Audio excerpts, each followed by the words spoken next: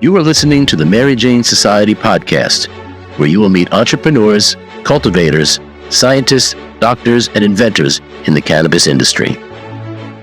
I'm your host, Pam Schmiel, a marketer and publicist in the cannabis industry. Our guest today is Roxanne Jennings. She's the head of production for Envirostar, a Minnesota-based manufacturer that uses spray drying technology to turn food into powder. Think cake mixes. They also have a booming business producing THC drink sticks. We discuss the trend toward this method of consumption and the ease of launching drink sticks to use as a brand-building catalyst for your company. Roxanne predicts cannabis will be a regular food ingredient in the future, and they're ready to provide the tools to make it happen. Let's meet Roxanne. I just thought if you could just start with a brief overview of Envirostar, like what you were just mentioning, your services, and then your position at the company or what you do at the company. We'll just start with that. Okay. Yeah. Well, we're very much a startup company. We're a very small group of people right now, but there's probably about 3 tiers to Envirostar. We like to think of ourselves as the first third of a new ingredient's life. And there's the machinery side, there's the ingredient side, and there's the tolling side. So the what side? The tolling. Oh, yeah. What is that? Tolling is when a client has a product, has the formulation down, has the R&D done, and now they need to make the product. Okay. So, yeah. So then we can kind of take over making them kind of the small scale, pilot-sized versions of their ingredients that are commercial grade, but just to see if there's any traction in the commercial world for it. Okay, great. But Envirostar, we are, like I said, we're a bulk food ingredient company. We started out very much in the dairy industry. Spray drying is a very, very old way to make ingredients. It's almost 120 years old. It's evaporation of water off of a solid, basically, to make a powder. So when you think of anything that's in a grocery store that's powdered, sitting on the shelf that doesn't have to be refrigerated, 99% of the time that's spray dried. Never thought of that. So all the cake mixes, baking soda, a lot of salt, seasonings, condensed powdered milks, powdered eggs. I mean, anything that is turned into an ingredient form that can be made into a finished product, like the cake mixes, those sort of things. If you could just explain, what is this spray drying process? Spray drying is so I'll use milk because milk is just so easy to understand. You can take milk on its own and evaporate it in a spray dryer. Spray dryers can be anywhere from what we make, about 9 feet tall, to 300 feet tall. And it's the liquid that goes into the spray dryer, and it's spun or sprayed into the hot inside body of the dryer, and it just evaporates the water off. And what's left is the proteins and the solid content that's then collected. If somebody was trying to create a cannabis beverage, would they go to, no, they would just use liquid distillate, liquid to liquid, right? So usually that's what we like to say, but let's say a larger company wanted to buy the powder so that they could have a large quantity, so they could just take it off the shelf easily and use it in many different things, like gummies, chocolates, any sort of edible form you could think of. If they wanted to buy it in bulk, they'd probably want to buy the powder so that they could just store it like they would their sugar or their flour. And are people doing that? Yep. Oh, okay. So you're saying to preserve it longer and to... Yep. Shelf life. The shelf life of the ingredient itself, of the distillate, of the water solubility, all of that. Yep. But do you find that you're producing more just like powdered drink mixes, for a specific product versus like what you're talking about, the shelf life? It's kind of all over the board, actually. There's some companies that like to they'll buy 100 kilograms of just 20% active D9 powder that then they'll use over a 6-month period in all of their recipes, so that they can kind of, one, then they have a water soluble product on the shelf ready to use for all their R&D purposes, and it's kind of, they can use it in things across their brand so that everything kind of functions exactly the same too. They're not using different versions of emulsions and different things and getting different tastes, different onset times, that sort of thing. So it kind of makes a brand more reliable in how you know how something's going to function. Oh, if you're getting it from the same product every time. Okay, that's a really good point. How are you getting the powder format? Is it through biomass that are you taking distillate and turning it into powder? Yeah. So we work directly with extractors. So exactly what they're looking for, if they have their distillate that they know they've got 9% THC, 43% CBD, 23% CBN. If they know they have, their extraction from their line of flower, from their biomass, that they want exactly what's in this, we can take exactly that and turn it into the powder. So everything stays intact. All the terpenes, all the different cannabinoids, minor and large. So everything stays intact. So it's their extraction, it's their distillate, and then we just turn it into powder and send it right back to them. Okay.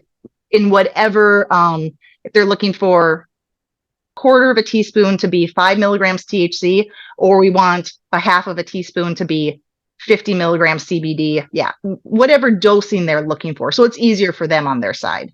When you give it to them, are there any other additives that are in there? Or like, say for instance, I know, there's a lot of wellness brands out there adding CBD and maybe low dose THC with all these, functional wellness beverages that are becoming, that are insanely popular. So yeah, do you formulate adding these other ingredients also, or do you send it over to them, just what you just told us about, and then they do their formulation? We do both. Especially when it comes to stick packs, there's a lot of things people want to add to it. So we do that on the back end. But a lot of times companies, they've got formulators and they've got their own manufacturing places that they already have that under control. So they don't need us for that help. But we've seen a lot in stick packs though, yes.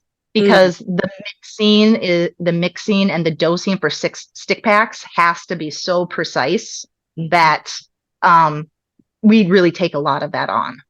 Okay. So, because I guess what I'm also kind of trying to get at is I had recently met at a trade show, a hemp beverage company, and they said, we don't really like the powdered packs because of the artificial additives, preservatives that they might add or whatever. So that's what I kind of wanted to really understand. That was that. I think that's kind of funny, actually, because why would they be concerned about that in a powdered form? Because there's no water in powder. You don't have to add a preservative.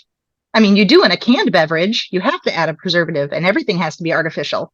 So for shelf life. And that shelf life is only about 6 months because it's all water. Exactly. So in a powder, there's nothing like that. So there's nothing like that because of what you explained at the beginning, right? It takes all the proteins off, but anything that could be not a microbe. Yeah. Yep, anything that could grow a microbe is out of it. Because it has to be in water or some sort of liquid form to grow a microbe? Yep. Yeah. Love it. Somebody's spreading bad rumors out there. So yeah, because the only way, you have to add preservatives into something that's liquid on a shelf, especially if it's not refrigerated. So you have to have really strong preservatives in those. Right. And because the only way to grow microbes is if there's water activity. And if there's no water activity, you don't grow them. Love that. Oh my gosh, that is so great. Because that was really bothering me when he told me that. I really do like the stick packs, the drink mixes. I just think they're, between those and those beverage enhancers or shots that people are getting, oh yeah. just so easy to use and throw it in your purse. I just think it's going to be the wave of the future. Do you, and especially since the industry's problem with getting distribution for THC products, beverages. So I know you know all that. Oh yeah. You're only doing hemp-based products, no marijuana products. Nope. So in our facility, we only do hemp-based stick packs or just straight ingredient powder that we ship out. But we do work with a lot of medical and recreational facilities across the United States because we sell our equipment and to them, and then I go and I train their staff, their employees, how to run the spray dryer and how to make a good powder. Okay. And then they bring everything in-house on the medical and recreational side on each state. Curaleaf's step into the hemp beverage space I just heard an interview with the CEO today, and he said that he got calls from other MSO CEOs saying they're jumping on the same bandwagon, going to launch a whole line of hemp beverages. Makes sense. So I was just curious if they're also thinking about the drink mix packs, because that would make a lot of sense in those MSOs. They're saying exactly the same thing. Because in the past, the drink mixes have not done well in the dispensaries, unless they're extremely high dose, like 100 milligrams in a stick pack. But still, even then the price is so high for them, and it's not really an application that most people walk into a dispensary are looking for. But yeah, a lot of the MSOs, they're all talking about jumping into the hemp space. They're all talking about stick packs just because the headache of distribution is taken away. Yeah. This is our alternative. This is why everybody's turning to it now. I was just at a trade show, a B2B show, wholesale show in New York a couple months ago, and I had been to the show last year, and this year almost every brand there had added the drink mixes to their product lineup. So So and I remember years and years ago, I think it was, I don't remember, but who did the squeeze, the liquid? Yes. Yep. For kid. The squeeze. Oh, it's Curaleaf, I think. Yep. Okay. Yeah, I think it was. And I remember they stopped doing that after a couple of years, and I think they just brought it back just recently again. But still, even the squeeze application, I even found that kind of clunky for somebody that uses it. I didn't try it. I've never tried. What is you would squeeze it and it would fill up a little vessel in the top, and then you would pour that into your drink, and then you would keep the rest like in your cabinet. But I still found it kind of clunky. I'm like, okay, so I'm squeezing, but then you're pouring it in, and the squeezing, pouring, it squirts and kind of squirts, and it goes everywhere, and and then it's falling down the sides. And I found that process even kind of clunky because it's not single serve. If I could just open it and dump it in, at least, and then I know exactly how much I'm getting. Because I am not a high dose taker. 2.5 milligrams is perfect for me at the end of the day. And that's amazing. That's great. But I think that's why the hemp space is kind of taking off, because for everyone that has not really been a smoker or a user, that 2.5 to 5 milligrams, that's a lot for us. Wow. That's why the beverages are coming out with that exact same approach, because trying to grab the non-users, the Canna Curious and things like that. So so like when I was using that squeeze, I didn't know if I was getting 2.5 or 5 milligrams. So even that just seemed a little weird to me. Right. And that's the whole thing with those the enhancers, or the shots they call them, and what you're calling that is, I mean, people who are in the industry know how to try to figure out the dosing, but you're right. Somebody who is a new consumer, how do you figure that out? What your dose level is? It's a little tricky. Yep. We need something. And that's the other 85% of the population, low dose users, or they've never been in a dispensary. A couple hemp brands I'm talking to, it seems like everybody's doing hemp biomass.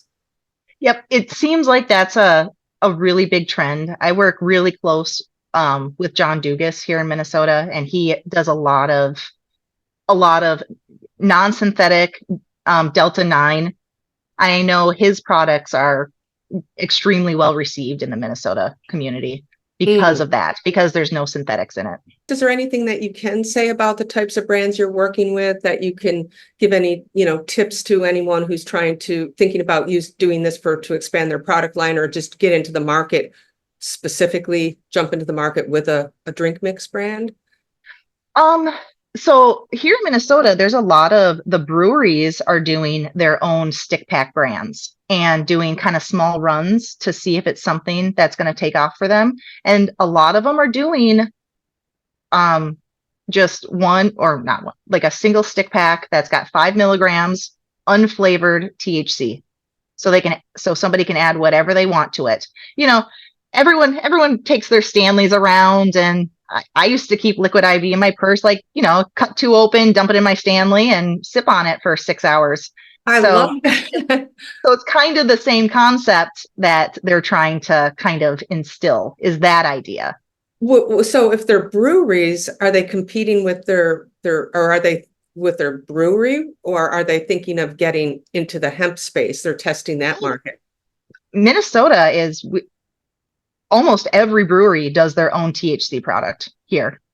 So these breweries are able to get a license to also produce like that. I mean, coming from New York State, that would not be possible. And most states, right, mixing a liquor license or a beer license or a brewery license, I don't know what kind of license they have to get, but usually the governments are trying to keep this apart, alcohol. So you haven't heard about Minnesota and what happened 2 years ago here?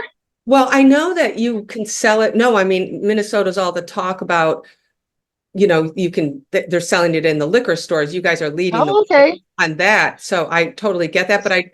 But I didn't realize that breweries were producing. I had no idea. Yep. So I was on when the law passed July 2nd. I was there to pour the first THC beverage on July 6th. It's a Minneapolis cider company. They're Trail Magic.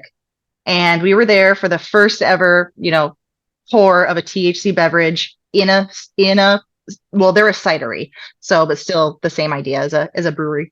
And it was the first THC beverage you could pour in a liquor environment.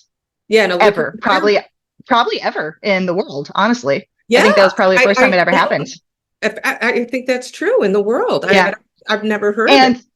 I love to tell the story because I was there to make sure in case people had questions. Why is this legal? Why can we do this? What, is this safe to use? To kind of make sure we were following the laws that had very recently happened in Minnesota just days earlier. Nobody cared. It was so unamazing to everybody. Nobody cared. Like, no police showed up. No, there was nobody like, you can't sell weed in my winery. There was nobody. Everyone just moved on with their day. Nobody cared. What was the exact law that passed? I mean, I know you can sell it in liquor stores, but I thought it could be sold in some restaurants, but I didn't. Yeah. I think it's more up to the insurance companies of each individual business if they're going to sell the hemp-based. So it was passed, I don't remember the exact law, but it was you could have I believe it was 5 milligrams per serving in a food application for Minnesota if it was hemp-based. And 5 milligrams per serving, obviously less than 0.3% THC of the retail product. And that was the law, absolutely no smoking. No, it was only food and beverage. That was it. Smoking was totally taken out of the equation. And you could sell it. The breweries could do that because you did not need a license at the time to do it because it was considered hemp, and hemp can be sold as long as it was under 0.3% THC. You didn't have to have a certain license. So Minnesota let the breweries do it. They opened it up to people that had food licensing, And it kind of took off from there, and nobody really cared. Everyone just thought, yeah, this makes sense. Maybe I don't want everyone smoking around me, but if you want to drink it, that's fine. And as long as it's lab tested, yep, absolutely. Right. So as long as it's lab tested, could you do infused food in your kitchen in a restaurant? I have no idea. Packaged? I know the laws have changed significantly since that initial thing. Yeah, I'm sure it has. Yeah. Okay. Just curious, because I know Minnesota's, everybody's cheering you guys on for sure. Yeah. It's normalizing everything. So that's amazing. Well, I would imagine that these breweries are doing this because of their brand recognition that they already have, and just extending this. It's just an extension, and it brings in people that would never go into their brewery. There was a group of friends that on that day at Trail Magic, they were so excited because half of them drank and half of them smoked, and they were never able to go and sit in a bar setting together. And this was the first time that they ever got to do it. And half of them weren't going outside to go sit in the car and smoke and come back in. They just got to sit there with everybody all together. Half of them drank the cider, and half of them drank the THC drinks. So you guys, this really kind of opens it up to normalizing and setting the pace for consumption lounges. I mean, I guess It's already happening, because we do it here. Yeah. Yeah, you do it naturally. In consumption lounges, because you just could go into any restaurant and have it, where everyone else is struggling trying to get a consumption lounge off the ground. Oh, well, yeah. Because I think the consumption lounge idea is, it's more for people that their tolerances are so much higher. They're like, well, I would have to drink 7 of those 10 milligram drinks to even feel the effects. Mm-hmm. But so I think the consumption lounge is more of a smoking lounge idea, and consumption lounges are probably just more the bar aspect and the hemp based ones. Mm-hmm. And if you can normalize the smoking lounge, I think that's more of an idea than trying to have these really, really high dose, only consumption lounges that are kind of geared towards smokers and trying to get them to drink, which I don't think that's really what anyone wants, because the beverages never took off in the legacy market for the last 30 years. So trying to force a consumption lounge to make smokers drink it hasn't worked before. So I don't see how it will work in the future. Such a win for breweries. Wow. Oh, it is. It's been amazing here. I mean, they're building on their brand already. They're building on their current brand recognition. I mean, they're head start out of the gate. They already have distribution. Yep. And they just add that product line in. Yep. And it was one of the most amazing ways I think any state's ever seen cannabis be mainstreamed. And the fact that nobody cared was just amazing to me. My mom now, she's always like, hey, we're going to go to the bar. I'll have 2 beers, and then I'll have the 2 milligram THC, and then I'll go home. And I'm like, that's exactly the way it should be. If somebody wanted to expand their product line, enter the market on drink mixes, how cost effective is it? Can you give us an idea of costs, or compared to, so people understand how easy or hard, how easy or hard is it to just jump right in and throw some throw something at the wall and see if it sticks? So that's what we specialize in, is the very small scale, trying to see if a new product has legs. That's what we're really good at. And so we do, we have things that are just off the shelf. We have our unflavored and we have our lemonade version for stick packs with 5 milligrams of THC in each. Or, obviously you can pick whatever version of THC you want, 5 or less. And we can do a 5,000 MOQ run with somebody with their own brand, their own labeling. And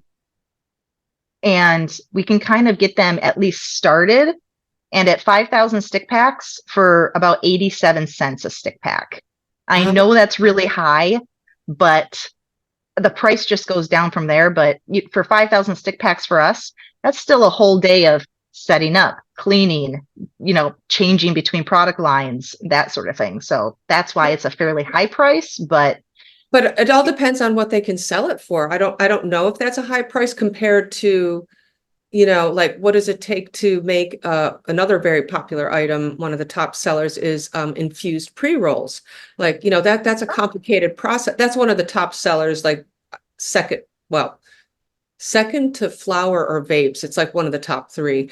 But to make an infused pre-roll can be very complicated and labor intensive. So I don't know how much that costs per pre-roll, but so I guess it all depends on what they can turn around and sell it for. I haven't seen them priced. I don't know how people are pricing the sticks. I've seen them individually priced in liquor stores for like $3.99. So if somebody can grab just one or two and try them out, but then a box of 10, I've seen them anywhere between 25 and 30 bucks. Okay. So box of 10, 25 or 30. Okay, so that's a good markup, over 50, 60%. That's a good margin, I believe. I don't know in beverages and that kind of thing, but seems like a good, Well, we did learn. So that's why the liquor stores did decide to open up their insurance to the cannabis side, because we learned in Minnesota, the biggest profit margin in liquor stores was wine, and that was only at 50%. So this is a much bigger profit margin for liquor stores because, it's crazy.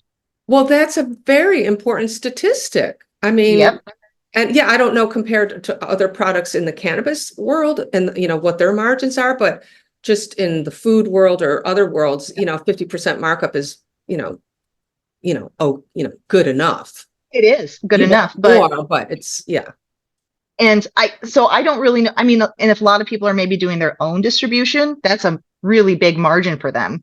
But obviously, as time goes on and distributors take it on and ingredient brokers take it on, that sort of thing, and there's just more in the world, obviously that price will go down. But then that also means manufacturing prices go down because there's more to do. Right. So, but for somebody to, just to try it out to see if it's something that works, they can put their own brand on the packaging, and they can just get the 5 milligrams unflavored or lemonade for, I think it's like $4,300 at that price. And I know that's more of like just getting your samples out there and to seeing if this is something that somebody's going to want to do. But I don't know, you can kind of start your own business on $4,300 then. Yeah, no, if you're good at exactly, if you're good at branding and all that, Now, I've seen some stick packs that are like 20 milligram, and how they get by that is because they'll say there's 10 doses in here or 5 servings. So no, we won't do that. You won't do that. Okay, so no. I've seen a number of people do that. Well, that's how they also get by with like the enhancers that you pour into your beverage, or the shots as they call them out, I think in California. How do you get 1,000 milligrams? Well, you have 50 servings in here. So I'm just wondering, can you cater to the low dose and high dose by why don't you add more into that and call it 10 servings versus 1? Well, I guess maybe if it's not sold in Minnesota, we could, but I guess we'd have to look at, because in Minnesota the laws are, it could be up to 10. We can have 2 servings in 1 stick pack at 10 milligrams. Okay. But I mean, I don't know if outside manufacturing, we'd have to look at the laws to see if that's something that I guess we could do. I guess your customers are not asking for that. So no, they're not. Yeah. So, but I have seen it. I don't know, maybe it's the East Coast. We're a bunch of high tolerance. Well, I just don't think people really have been around the low dose community very long. And that's really what I'm really around now, just in Minnesota and over the last 2 years, and just seeing everybody normalize it and even just trying it all the time. And I mean, just sitting at a restaurant on Friday night at the bar and somebody next to me was like, "Oh, what kind of THC beverages do you have?" And the bartender pulls out 4 different kinds, and I'm just sitting here laughing. I'm like, "I do those. Like, those are mine." Hysterical. So they can be sold at a bar, like just a Yep. bar? Yep. That's unbelievable. That's just Yeah. unbelievable. Yep. I thought So, when I I mean, read, I heard, oh, like a pizza place or like a restaurant. I didn't realize a full-on bar and restaurant is that you can sell. absolutely. Yeah. Okay, I didn't know that. So, what kind of R&D are you doing? What are you playing around with, or for other people or yourselves, or? Yeah. So for other things, so the other 50% of the side, so we're really, I guess at the core of what Envirostar does is the spray drying process of taking those hard to handle actives like cannabinoids, like terpenes, and do it on for everyone else in the world too. So we use a lot of proteins, enzymes, probiotics, prebiotics, antivirals for the pharmaceutical world, getting those things into powdered form so that they can be shelf stable. Because like a probiotic usually doesn't come in powdered form. That's something that's in the fridge, in your yogurt, in a liquid form. So we take the active from somebody, and we do an antiviral antibody that is with the University of South Dakota. And we take their active and we mix it with, it's a polymer that we use. It's a food grade polymer, something that's used pretty generally across the spray drying world to add to something that's not usually spray dryable, to add a solid and bulk it up so it actually turns into a powder. So we take our polymer, it's just modified starch, and for something that's very hard to keep stable, our polymer wraps around a little droplet of it and makes like a tiny little sphere, and it hardens, and everything that's inside that sphere stays active, doesn't die. It kind of makes its own little environment in there. So then once that little sphere is made, then we can spray dry that, and then just the outside dries. So just the outside of the shell, like an egg, and everything on the inside stays exactly the way it should be. And it can sit on a shelf for 2 years as an active ingredient, and nothing inside will die. So antivirals, antibodies, enzymes, probiotics, prebiotics, Wow, anything like that. that's amazing. So the future of making things. Yeah, make things more easy to take in pill form, tablet form, make shipping things easier, because the way we get the products, we're like, there's no, they're coming in big, huge 50-gallon tubs, and shipping that stuff is hard. So Inexpensive.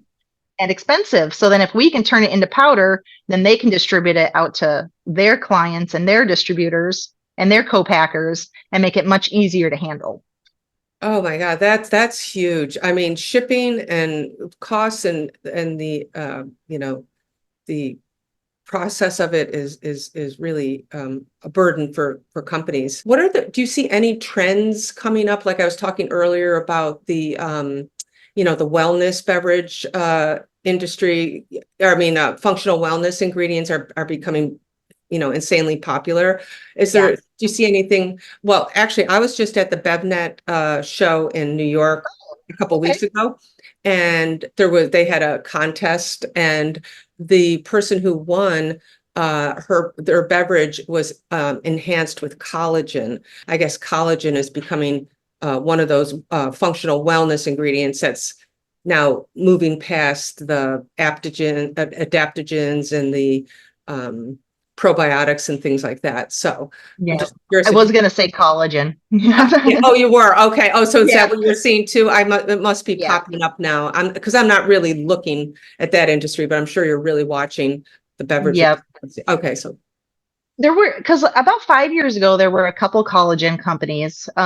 We just did a couple little powders for just kind of R&D stuff, but a lot more stick packs. We just did a stick pack run for collagen not too long ago.